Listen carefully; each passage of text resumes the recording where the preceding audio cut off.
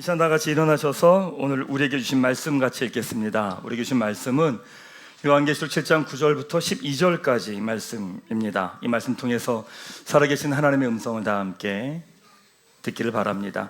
우리 9절부터 우리 한 목소리로 말씀을 읽도록 하겠습니다. 이르에 내가 보니 각 나라와 족속과 백성과 방언에서 아무도 능히 셀 수 없는 큰 무리가 나와 흰 옷을 입고 손에 종려가지를 들고 보좌 앞과 어린 양 앞에 서서 큰 소리로 외쳐 이르되 권하심이 보좌에 앉으신 우리 하나님과 어린 양에게 있도다 하니 모든 천사가 보좌와 장로들과 내 생물의 주위에 서 있다가 보좌 앞에 엎드려 얼굴을 대고 하나님께 경배하여 이르되 아멘. 찬송과 영광과 지혜와 감사와 존귀와 권능과 힘이 우리 하나님께 세세토록 있을지어다. 아멘 하더라. 아멘. 네, 그 자리에 앉으시기 바랍니다. 가슴에 손을 대고 제가 하는 선포 따라하겠습니다. 나는 모든 신령한 복을 가졌습니다. 나는 모든 신령한 복을 가졌습니다. 나는 거룩하고 흠이 없는 존재입니다. 나는 거룩하고 흠이 없는 존재입니다. 나는 만물을 다스리는 권세를 가졌습니다. 나는 만물을 다스리는 권세를 가졌습니다. 그것을 누리며 살아갈 것입니다. 그것을 누리며 살아갈 것입니다. 아멘. 네.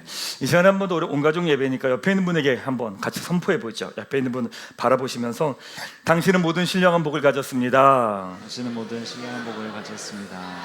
당신은 거룩하고 흠이 없는 존재입니다. 당신은 거룩하고 흠이 없는 존재입니다.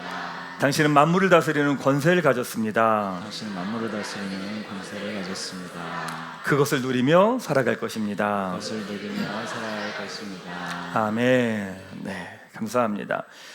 올해 꿈꾸는 교회는 믿음의 돌파라고 하는 주제를 가지고 한 해가 진행이 됩니다. 1월, 2월은 믿음의 돌파에 대한 부분을 함께 나눴습니다. 하나님의 말씀이 우리에게 주어지면 그 말씀을 가지고 다르게 해석을 하기 시작합니다. 다르게 해석을 하면 다른 상상이 시작되고요, 다른 언어가 나오고요, 다른 행동이 움직이기 시작합니다. 바로 거기서 믿음의 돌파가 일어나죠. 3월, 4월은요 믿음의 돌파의 근거가 되는 십자가와 부활에 대해서 나눴습니다. 우리가 더 이상 지난 과거에 어떻게 살았는지 영향을 받지 않는 이유는 이제는 우리가 내 힘으로 사는 것이 아니라 예수 그리스도의 힘으로 살아가기 때문이라는 겁니다.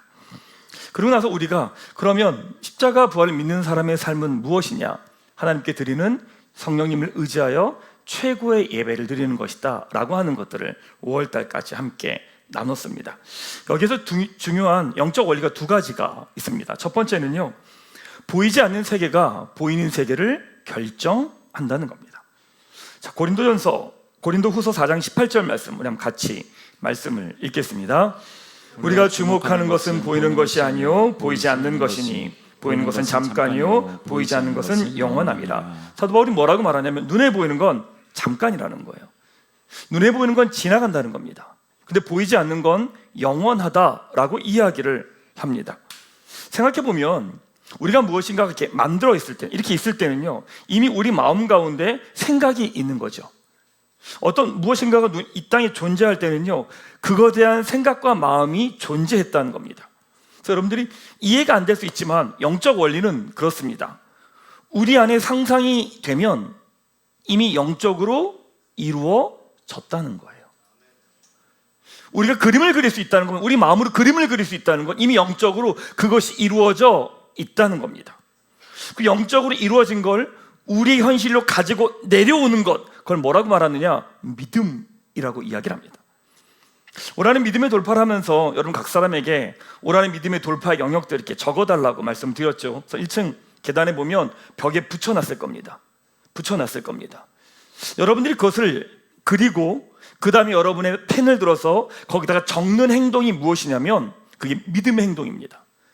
하나님이 나에게 주신 마음을 내가 이 땅의 현실로 가지고 내려오는 행동, 그게 바로 믿음입니다. 의외로 많은 분들이 작성 안 하십니다. 작성 안 하셨습니다. 왜냐하면 이루어질 것 같지 않거든요. 하나님이 우리에게 마음 주셨는데 그 마음을 현실로 끌어내리지 않는 거예요. 왜? 내가 말씀을 믿지 않으니까. 사랑하는 여러분, 하나님께서 여러분에게 마음을 주셨다는 것은 이미 영 안에서 그것이 이루어졌음을 믿으시기 바랍니다.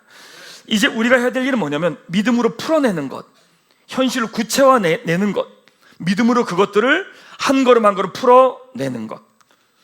올 한해 하나님께서 여러분에게 주신 마음으로 주신 것들, 모든 것들이 눈에 보이는 현실로 드러나고 구체화되는 한 해가 되시기를 주님의 이름으로 축원합니다.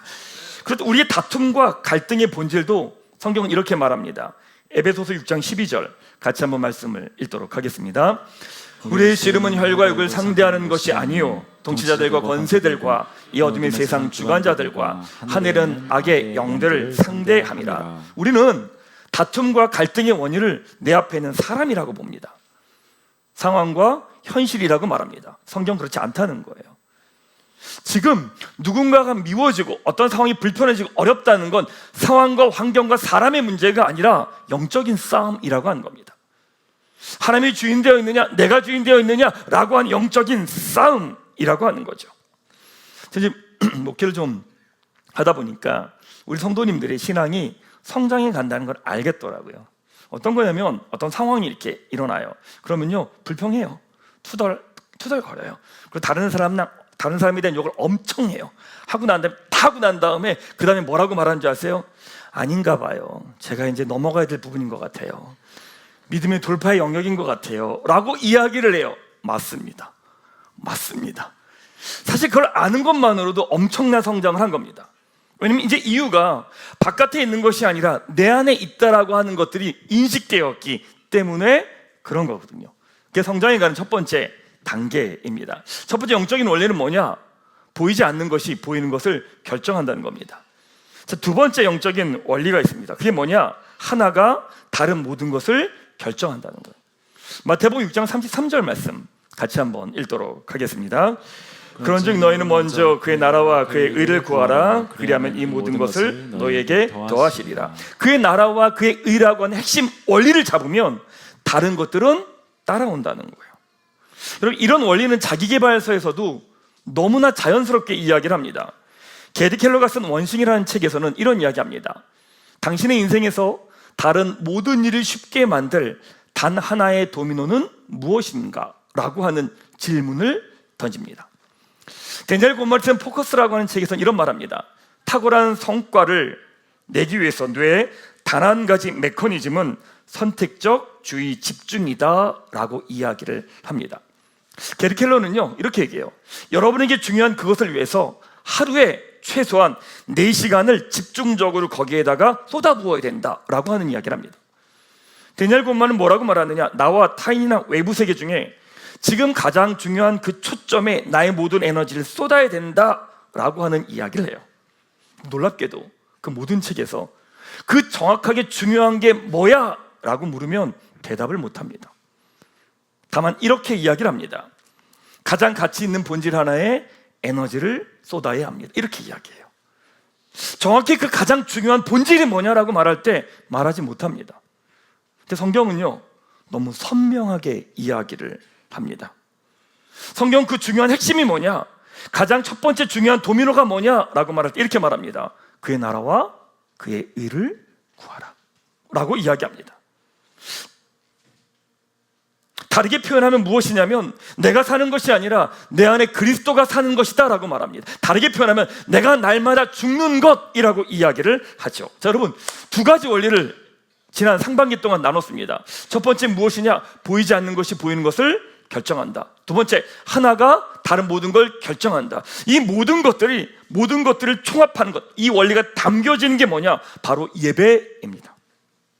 오늘 여러분요 예배의 성공이 내 인생의 성공이다, 인생의 성공이다 라고 하는 제목 가지고 한 가지 메시지만 선포하겠습니다. 예배가 살아나면 내 인생도 살아납니다. 오늘 본문은 거대한 환란의 한복판에서 성도들에게 가장 위로가 되는 말씀입니다. 사도 요한이 하나님 나라에서 이루어질 승리한 교회의 압도적인 모습을 보게 됩니다. 오늘 본문에서 일어난 이 예배의 모습이 오늘 우리가 드리는 예배가 되기를 주님의 이름으로 축원합니다. 사도 요한이 예배의 모습을 이렇게 설명합니다. 9절 말씀 같이 한번 말씀을 읽도록 하겠습니다. 이후에 내가 보니 각 나라와 족속과 백성과 방언에서 아무도 능히 셀 수 없는 큰 무리가 나와 흰옷을 입고 손에 종려가지를 들고 보좌 앞과 어린 양 앞에 서서, 구원받은 무리들이요, 종려나무 가지를 흔들면서 기뻐하며 그리스도를 환영하고 승리를 축하합니다. 근데 구원받은 이들이 모여서 뭐라고 노래하고 외치는지 아십니까? 10절 말씀입니다. 우리 한번 같이 큰 목소리로 말씀을 읽겠습니다. 큰 소리로 외쳐 이르되 구원하심이 보좌에 앉으신 우리 하나님과 어린 양에게 있도다. 우리의 구원이 나의 능력과 나의 지혜와 나의 힘에게 있는 것이 아니라 어린 양의 예수 그리스도의 십자가와 부활에 있습니다 라고 하는 고백과 외침과 찬양입니다. 그리고 예수 그리스도를 예배하죠. 여러분, 인간은 예배하는 존재입니다. 인간은 그 무엇인가를 예배하도록 지음받았습니다. 하나님이 인간을 창조하실 때는 하나님을 예배하도록 지음받았죠. 그런데 인간이 범죄하고 난 다음에 예배의 방향이 바뀌었습니다. 하나님 아닌 다른 것들을 예배하기 시작했죠. 여러분들은 무엇을 예배하십니까? 여러분들의 관심을 보면 압니다. 여러분들이 시간과 에너지와 모든 노력이 어디로 향해 있는지를 보면 알 수 있습니다. 그것이 내가 예배하는 대상입니다. 나의 돈, 나의 시간, 나의 에너지, 모든 관심. 아침에 눈을 뜨자마자 내가 첫 번째 핸드폰을 켜서 확인하는 그것이 내가 예배하는 대상입니다. 우리는 예배하는 대상에 그냥 열심을 냅니다. 열심을 내야지가 아니라 그냥 열심히 생깁니다. 그 열심을 내고 있습니다. 그리고 내 마음이 그리로 가죠. 돈에 열심히 있는 사람은요, 돈에 대해서 모든 관심을 다 기울입니다. 공부합니다. 애씁니다. 정보를 찾아봅니다. 성공을 예배하는 사람은요, 성공에 열심을 냅니다. 쇼핑을 예배하는 사람은요, 무슨 수를 써서도 쇼핑을 합니다. 하지 말라고 해도, 할 수 없어도 무슨 수를 써서라도 반드시 그걸 합니다. 그게 바로 예배의 대상입니다. 요즘 여러분들 뭐 예배하십니까? 요즘 여러분들은 어떤 것을 예배하고 계십니까? 역설적으로 내 삶에서 뭔가를 열심을 내고 있다면, 내 삶에서 뭔가 최선을 다하고 있다면 역설적으로 하나님께 드리는 예배가 무너지고 있을 겁니다. 내가 서 있는 그 자리에서 내가 나에게 주어진 일에 최선을 다하고 있고 열심히 달려가고 있다면 역설적으로 하나님께 드리는 나의 예배가 무너져가고 있다는 말입니다. 그러면 어느새 내 삶도 무너져가게 될 겁니다. 몇 주 전에 어떤 성도님을 만나서 이야기를 나누는데 답이 없는 거예요. 그분이 노력하고 애쓰고 수고해도 어떻게 풀어갈 방법이 없는 거죠. 자기가 어떤 선택과 결정할 수 있는 상황이 없는 거예요. 그건 너무 버거울 수밖에 없죠. 지치고 힘들 수밖에 없는 겁니다. 그러니까 계속 사람들에 대한 이야기를 하고 자책을 하기도 하고 비난을 하기도 하고 속상해서 어쩔 줄 몰라 하는 거예요. 근데 제가요, 그 이야기를 듣고 그냥 아무 말 하지 않았습니다.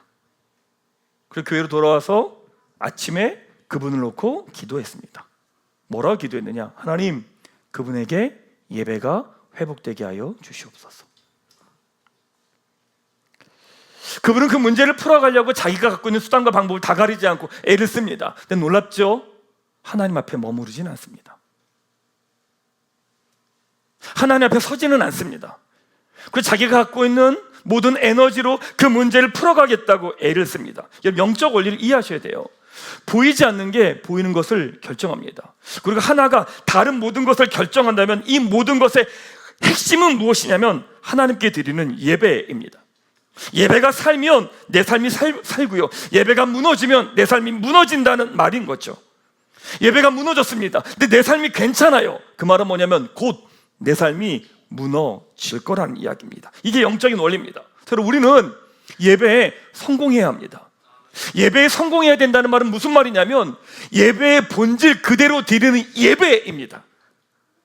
예배는 우리를 구원해 주신 하나님께 감사와 찬양을 드리는 것입니다. 동시에 무엇이냐면 나를 내어드리는 예배입니다. 십자가의 예배인 거죠. 그게 예배의 본질입니다. 나의 고집을 내려드리고 욕심을 내어드리고 상한 마음을 내려드리고 눈물을 내어드리고 탄식을 내어드리고 나의 인생을 내어드리는 것, 그게 바로 예배의 본질인 거죠. 그 어떻게 최고 예배 드릴 수 있을까? 우리 성도님들께 두 가지만 부탁합니다. 첫 번째는 무엇이냐? 주일 예배를 여러분 먼저 준비해 주십시오. 한 주간 여러분 기도해 주십시오. 여러분들의 발걸음을 위해 기도해 주시고, 설교자를 위해 기도해 주시고, 예배팀들 위해 기도해 주시고, 준비하는 많은 분들을 위해 기도해 주십시오. 예배하다 보면요, 아무리 준비하고 애쓴다고 해도요, 기계도 내 말대로 안 들어요. 픽픽 소리 어서 이상하게 나요. 그럼 저분들은 준비 안 했나? 아니요, 여러분이 해보세요. 그거 되나? 안 돼요. 준비하고 노력하고 챙긴다고 해서 그게 돼요? 안 돼요. 놀랍죠? 그건 영적인 영역이에요. 기도함으로 우리 공동체가 거듭 준비하라고 하나님께서 말씀하시는 모습이기도 해요. 주일 예배를 여러분 준비하며 오십시오. 토요일 날 밤늦게까지 뭐 하지 마세요. 일찍 주무시고 예배를 위해서 기도하면서 준비된 몸과 마음으로 오셔서 예배를 준비하세요. 두 번째, 예배의 모든 순간 전심으로 나를 내어 드리십시오. 여러분, 예배의 모든 순간은 십자가의 예배가 돼야 됩니다. 신앙생활을 오래 했어요. 오래 했음에도 불구하고 그 사람에게 변화가 없었다면 이유는 간단합니다. 십자가의 예배를 드리지 않은 겁니다. 결국 자기 하고 싶은 대로 한 거예요. 여러분이 이 자리에 예배 드리러 와요. 예배 드리러 이 자리에 온 거 너무 잘했죠. 예배 드리는 모든 순간이 십자가의 순간이 되게 해야 돼요. 뒷자리 앉고 싶어요. 앞자리로 나오는 거예요. 소리내서 찬양하고 싶지 않아요.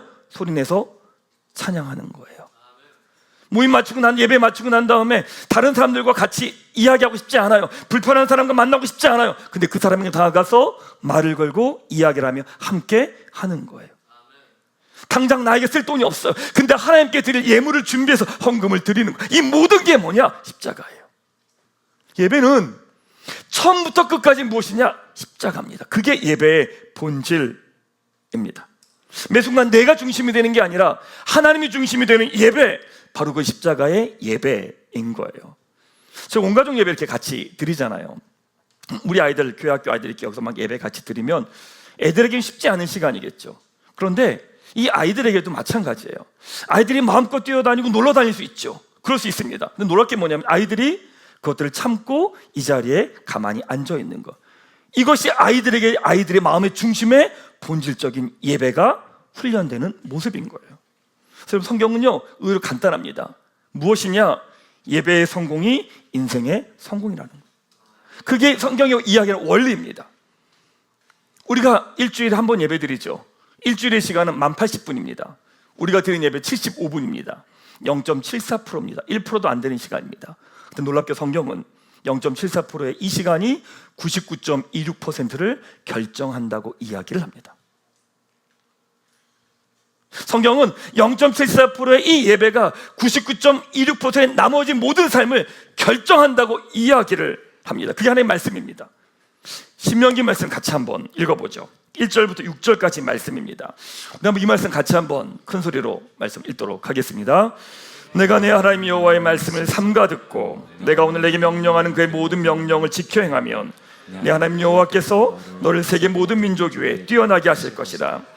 내가 네 하나님 여호와의 말씀을 청종하면 이 모든 복이 내게 임하며 내게 이르리니 성읍에서도 복을 받고 들에서도 복을 받을 것이며 내 몸의 자녀와 내 토지의 소산과 내 짐승의 새끼와 소와 양의 새끼가 복을 받을 것이며 내 광주리와 떡반죽 그릇이 복을 받을 것이며 내가 들어와도 복을 받고 나가도 복을 받을 것이니라. 아멘. 무슨 말씀입니까? 말씀에 순종하면 너의 인생을 책임지시겠다. 이게 영적인 원리입니다. 놀랍게도 영적인 원리는 0.74%의 거기에 여러분의 인생의 모든 게 다 담겼다고 이야기를 합니다. 예배에서 성공한 인생이 나의 삶의 자리에서도 승리한다는 겁니다. 이게 예배의 힘입니다. 지난주에 청년부 예배 드리면서 청년들에게 이렇게 부탁을 했습니다.